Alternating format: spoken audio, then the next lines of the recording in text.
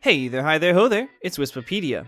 This week we saw the release of the final Battlegrounds activity in Season of the Chosen, the Oracle Battlegrounds. Since we finally have all of the varieties of this new activity released, I figured I could share my thoughts on them and talk about the things that I like and don't love about this season's core activity. First up, gameplay. First, I really enjoy Battlegrounds. There's constant fighting and the enemy density is a very welcome change. It feels more alive and the power fantasy is much more engaging to me. I'd highly prefer more enemies over beefier enemies any day. It's nice to feel like my Guardian is extremely powerful, but also not invulnerable. You can certainly die, especially from the drop pods. Feels like D2 Year 1 all over again. Anyway, a lot of people are talking about enemy density, and I'm definitely not taking credit for it, but it is really fun to have so many enemies to fight. I like having large groups of enemies to try different builds on. It inspires me to try a bunch of different things, and it makes certain perks a bit more potent. Chain Reaction is awesome in this activity. Subsistence works a lot better in an activity like this than in an activity like Nightfalls, where the enemies are a bit more bullet spongy. It helps the player to focus their builds towards fighting more enemies over DPSing less enemies that can take a lot more damage. I prefer this style of play a lot. Overwhelm me with a ton of enemies that I could easily take in a 1v1.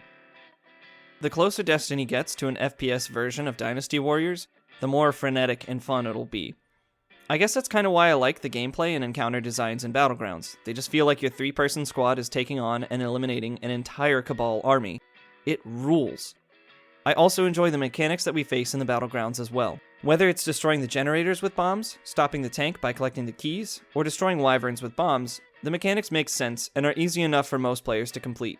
The champions in the playlist versions are also welcome, as I think the invulnerable phases for the boss aren't as frustrating as they usually are for strike bosses. I like that we can cut the phases short by focusing on the shield bearers.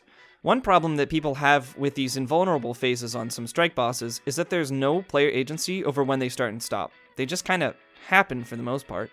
In Battlegrounds, you really have control over a lot of factors in the encounters. This also speaks to some similarities that Battlegrounds share with strikes. However, they don't really feel like strikes. They are a separate, unique activity. Battlegrounds seem like you take the fun elements of strikes, dial them to 11, and remove everything else. Each one is built with 3 separate encounters with varying mechanics. These encounters are fairly short, and you're pretty much just fighting ads the entire time. Like a lot of ads. Like a lot. You don't stop. You don't have to control plates from 2 or 3 waves of enemies, you just run and gun. It takes what shines most in PvE play and Destiny and puts it fully on display. That was a great idea. Next up, let's talk about rewards. Overall, the Hammer of Proving provides an interested, targeted route for gear acquisition. Upgrading the hammer has been time-gated as part of the seasonal progression linked to seasonal challenges. This is fine, but it also means that a player will probably have many of the drops they're looking for by the time the hammer has been fully upgraded. I think it might have been better if we could have more direct control over upgrading the hammer, but I know people would have done that within the first week anyway. So, yeah. It is yet to be seen if upgrading the hammer will create a satisfying route for obtaining great rolls and stat combinations on the weapons and armor associated with Battlegrounds. I do think the upgrades look fairly promising, and I think it will be worth it. I've been focusing on the upgrades that hold more charges and Cabal gold, so I can build the hammer up a bit more before having to do more Battlegrounds runs, but I'm not sold that was the best strategy. Once the hammer is fully upgraded, I'm sure we will be able to share more thoughts about it. Also, using the hammer on the chests at the end of the activity is really, really satisfying, so I'm a fan. I also like that you can get multiple powerful drops from the Battlegrounds playlist. The more powerful drops we get in seasonal activities, the more players are likely to engage with the playlist. In addition, it makes it more likely for players to get a number of different roles by the time they have completed multiple runs of Battlegrounds. That, however, does point out a flaw in the Battlegrounds reward structure. By the time we've fully upgraded the hammer, it may not be worth it to engage with a major reward system for the activity. We may have already gotten all of the drops and rolls we were hoping for by the time we are able to upgrade the hammer. This, of course, is also dependent upon player luck, and whether or not a player is looking to get a bunch of different setups to try. I suppose we can always grind for high stat roll armor, but that also feels less important to do now that we know that a bunch of armor is no longer being sunset. That's not a complaint for what it's worth, but it just makes that gear acquisition seem a little less important. We will see, of course, if we need to engage with the Hammer of Proving or not when the upgrades are completely available.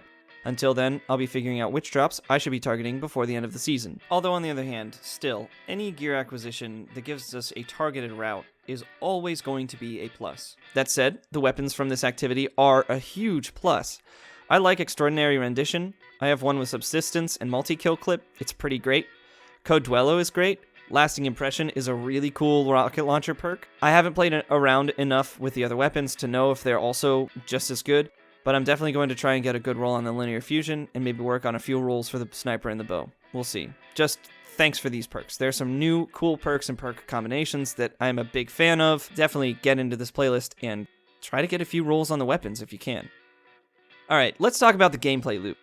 A big question with every seasonal activity is this: how does this activity change the core gameplay loop? Last season, you played core playlist activities until you could do all of your hunts. You do your 5 hunts for the week, and then you were probably done. How many times did anyone really go back in after they had gotten their pinnacle drop from Crow? I know I barely ever did. But Battlegrounds stands on its own as a core activity. It has its own playlist, and rightly so. It definitely feels like something that can exist alongside strikes. However, it does operate fairly similarly to the lore, as you still complete activities until you can go do Battlegrounds. Big difference is that you can still do Battlegrounds without a challenger rune equipped in the hammer, but that locks you out of most of the better rewards. So if you are chasing rewards, it makes sense to follow that loop of core activities to get Cabal Gold, then a few runs to use that gold for hammer charges, then focusing engrams with those charges. The bright side of this is that you get Cabal Gold from pretty much everything in the game. If you're chasing different powerful or pinnacle drops, you're probably going to generate enough Cabal Gold that you can complete a few runs with challenger runes. Also, I really like that you don't have to grind a bunch just to get into the playlist at first. Back during Season of Dawn, I barely did any Sundial runs because I was really turned off by farming Vex kills just to get access to the activity. Barriers between the player and the new stuff to play aren't really great. Bungie effectively removed many of those this season, even throwing every player into the first battleground in the opening of the season. Anytime I can immediately access new content, I'm going to be happy. Don't make me replay the old stuff just to jump into the new stuff. It's new stuff. Just let me get to it. Well, they did that this season, and it works. This is honestly one of the best parts of Battlegrounds. You can just jump in and play, and it's a good time. Overall, I like how the Battlegrounds work. They offer some worthwhile rewards with cool perks and perk combinations. I like that you can just jump straight into the new activities, and I think the reward structure is pretty engaging. I really think that tying seasonal rewards to Umbral engrams will be healthy for the game moving forward. Here's hoping we continue to get a robust system earning different rewards. Hopefully, I'll see you on the Battlegrounds. Hey, thanks for watching this video. I'm Wispapedia, you can call me Wisp. Do the usual YouTube things, like and subscribe. And you can catch me on Twitch at twitch.tv/Wispapedia. And I'll catch you next time.